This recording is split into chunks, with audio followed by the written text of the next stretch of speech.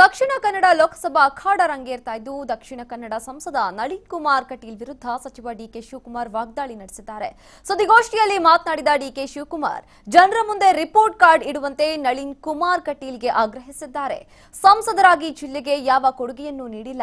ವಿಜಯ bank ವಿಚಾರದಲ್ಲಿ ಕರಾವಳಿ ಸಂಸದರೇ ಸುಮ್ಮನಿದ್ದು ಯಾವ ಕಾರಣಕ್ಕಾಗಿ ಸಂಸದರಾಗಿದ್ದಾರೋ ಗೊತ್ತಿಲ್ಲ ಅಂತ ವ್ಯಂಗ್ಯವಾಡಿದ್ರು. ಅಲ್ಲದೆ ಕೇಂದ್ರ ಸರ್ಕಾರ ಕರಾವಳಿಯ ಪ್ರವಾಸೋದ್ಯಮಕ್ಕೆ ಯಾವುದೇ ಯೋಜನೆ ತಂದಿಲ್ಲ. ರೈತರಿಗೆ, ಕಾರ್ಮಿಕರಿಗೆ, ಬಡವರಿಗೆ ಅಚ್ಚೇ ದಿನ ಬಂದೇ ಇಲ್ಲ ಅಂತ ಆರೋಪಿಸಿದರು. ಇನ್ನು ಇದೇ ಸಂದರ್ಭದಲ್ಲಿ ಮೈತ್ರಿ ಅಭ್ಯರ್ಥಿ ಮಿಥುನ್ ರೈಗೆ ಮತ ನೀಡುವಂತೆ ಮನವಿ ಮಾಡಿದ್ರು.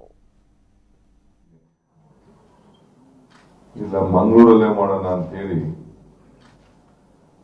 ತಾವೆಲ್ಲ ಬಹಳ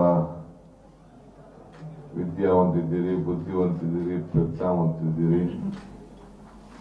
ನಿಮ್ಮಿಂದನೇ ದೇಶಕ್ಕೆ ಒಂದು ಸಂದೇಶ ಹೋಗ್ಲಿ ಅಂತ ಹೇಳಿ ಮಂಗಳೂರನ್ನ ಆಯ್ಕೆ ಮಾಡಿ ನಿಮ್ಮ ಮೇಲೆ ಅಪಾರವಾದಂತಹ ನಂಬಿಕೆ ಇಟ್ಕೊಂಡು ನಾನು ಇಲ್ಲಿಗೆ ಬಂದಿದ್ದೇನೆ.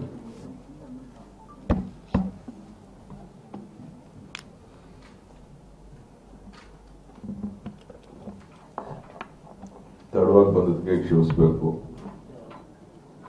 ಏರ್ಪೋರ್ಟ್ ಅಲ್ಲೆಲ್ಲ ಬೇರೆ ಸೆಂಟ್ರಲ್ ಮಿನಿಸ್ಟರ್ಸ್ ಬಂದ್ರಂತೆ,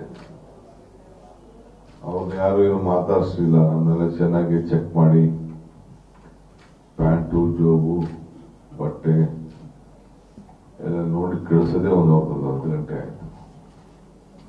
ಬಹಳ ಪ್ರೀತಿ ಬೇರೆ ನಮ್ಮ ಮೇಲೆ.